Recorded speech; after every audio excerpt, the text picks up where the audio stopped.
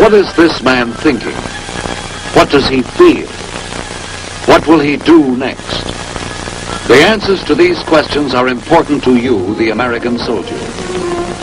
Your life, the security of your home and country may depend on them. For this man is your enemy or is a member of a neutral or friendly foreign group. He may carry a gun, push a plow, or run a machine. To win him over, to keep him from acting hostile to us, or to sustain his friendship by means other than force. That's the job of our psychological warfare.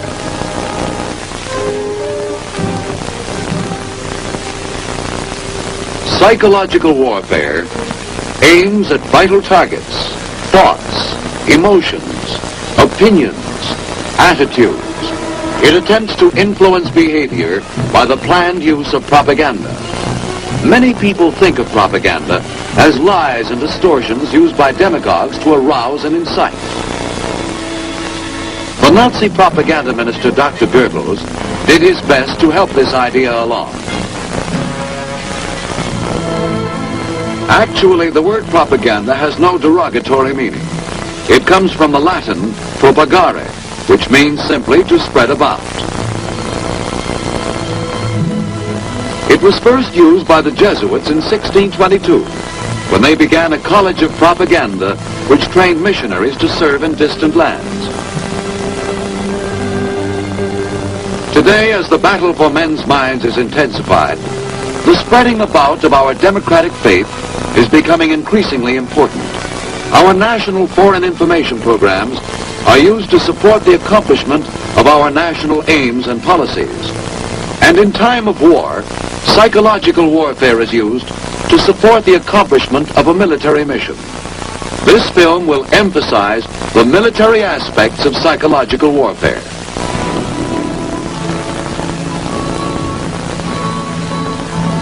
The use of psychological methods to influence enemy behavior in combat is not a new concept. An Athenian commander, Themistocles, in an attempt to discourage approaching enemy troops, urged them, if they could not lay down their arms, to behave ill on purpose. Our Continental Army used this type of leaflet at Bunker Hill to arouse discontent among the poorly paid enemy troops.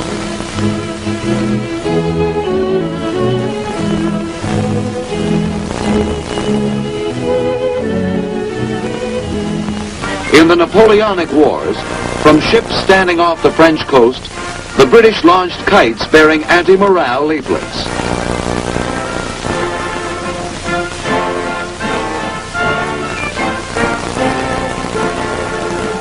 The employment of military aircraft in World War I made possible the wide dissemination of propaganda leaflets. By World War II, new advances and operational techniques moved psychological warfare into high gear, made it an integrated part of our military organization. Experience has taught us that military action alone can win, but the costs in men and materials run high. Psychological warfare, effectively used in support of combat action, can reduce casualties and cost.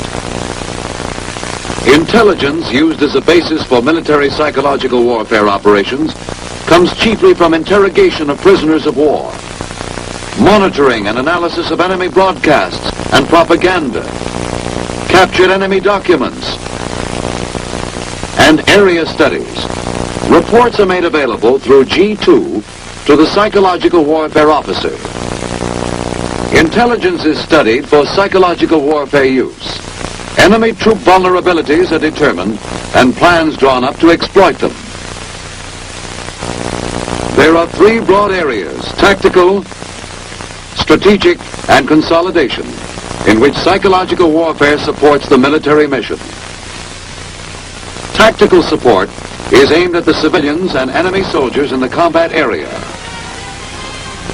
Objective: to remove as many as possible as hazards to our troops by reducing their combat efficiency and will to fight.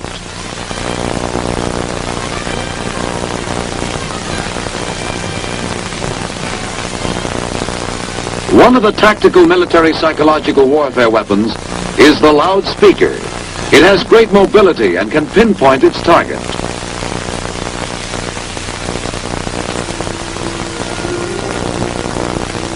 Through the loudspeaker, appeals and information based on combat intelligence can be swiftly and dramatically directed at the enemy soldier.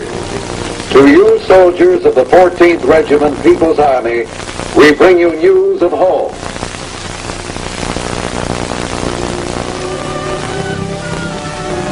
Another tactical psychological warfare weapon is the leaflet.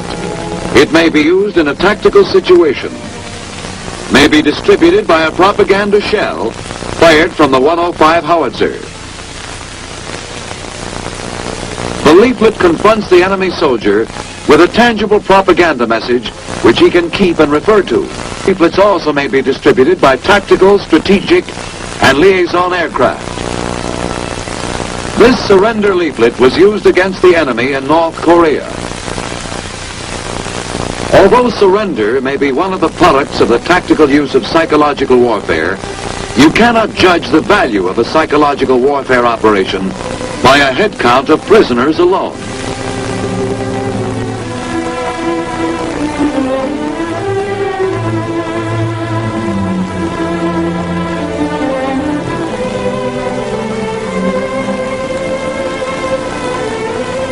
The slow piling up of anxiety and discontent in the mind of the enemy soldier can be equally effective in reducing his combat efficiency.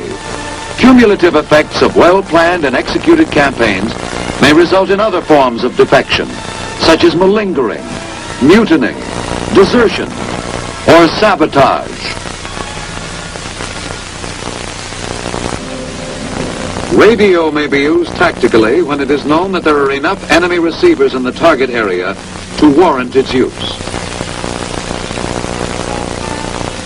The second area in which psychological warfare assists the military is strategic support.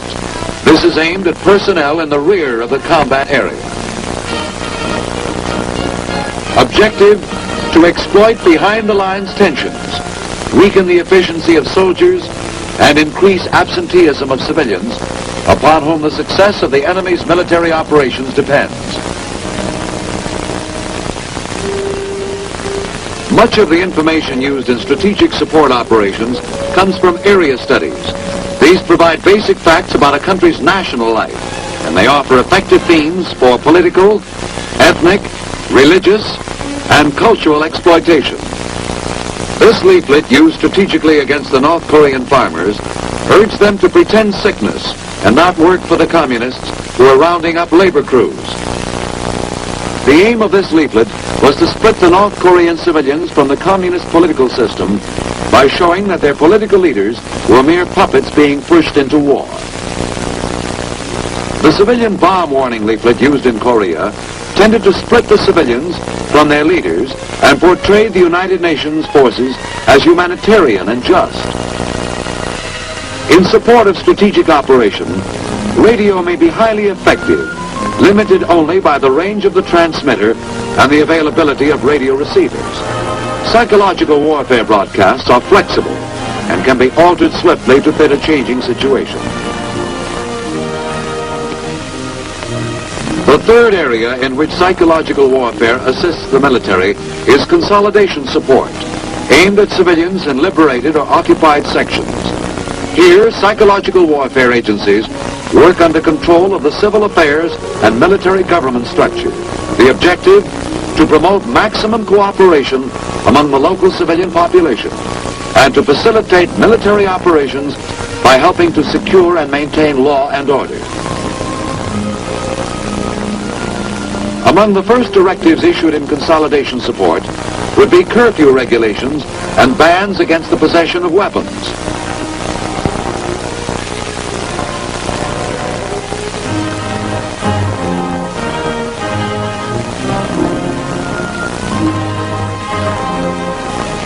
Later, as consolidation progresses, psychological warfare units furnish information on functional matters such as availability of electric power, water, and other vital resources and services.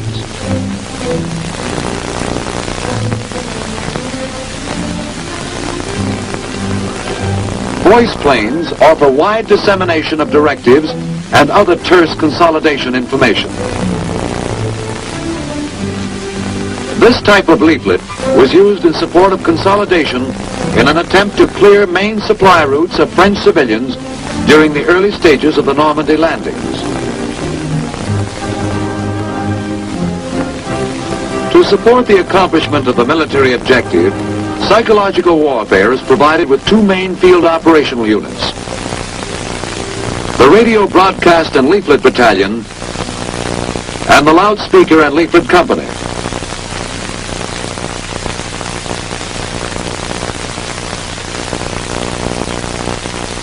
The Radio Broadcast and Leaflet Battalion consists of a headquarters company, a reproduction company, a radio broadcasting company, and a consolidation company, and is assigned to a theater headquarters and is used mainly in support of strategic and consolidation operations.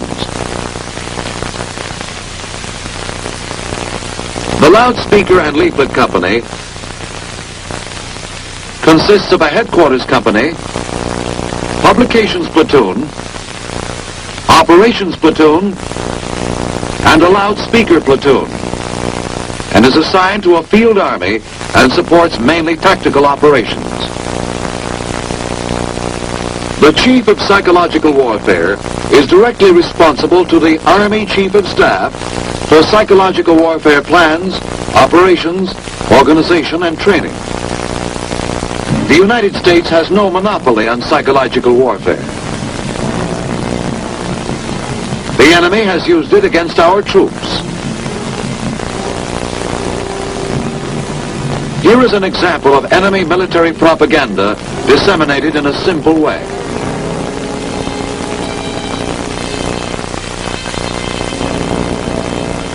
The soldier's natural longing for home is exploited in this enemy's leaflet. Darling, I will dream that you are coming back to me this Christmas. I can't think of a Christmas without you. In cooperation with your unit commander, troop information and education programs surround you with unbiased facts and learning so that you know the truth, can have confidence and faith in your mission. Every available information and education medium is used to arm you against the distortions and falsehoods of enemy psychological warfare. Your Army explains the democratic principles you're fighting for, shows you your stake in the issues, keeps you up to date on what's going on at home and abroad, lets you sound off when you've got something on your mind. The enemy's psychological warfare operations lean heavily on distorting the facts. The leaflet on the left, dropped in Korea by the communists, was designed to split the American soldier from the civilians at home and attempts to show him that he is fighting for a system filled with capitalist decay. This picture was lifted by the communists from an American magazine advertising a name brand cigar and retouched to produce the glasses on the table. But the enemy's propaganda distortions have less likelihood of success against you, the American soldier. In an army devoted to freedom, you have the truth available to you. These, plus your own sense of loyalty and patriotism, are your best defenses against enemy propaganda. We have shown you some of the methods and potentialities of military psychological warfare.